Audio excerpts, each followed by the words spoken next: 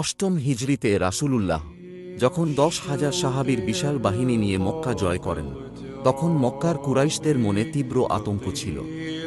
কারণ এই কুরাইশরাই দীর্ঘ 13 বছর ধরে নবীজি ও তাঁর সাহাবীদের ওপর অমানসিক নির্যাতন চালিয়েছিল।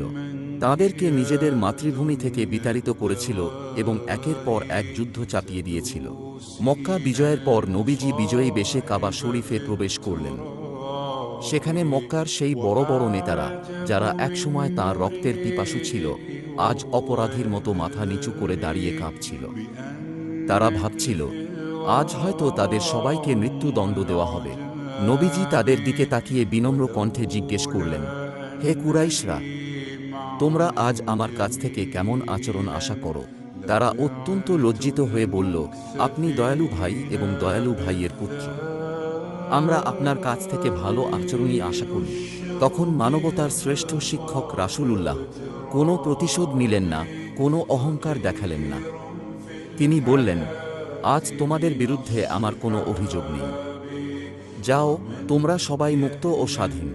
শত্রুদের প্রতি এমন অতুলনীয় ক্ষমা দেখে মক্কার কাফিরদের হৃদয় গলে যায় এবং তারা দলে দলে ইসলাম গ্রহণ করতে শুরু করে।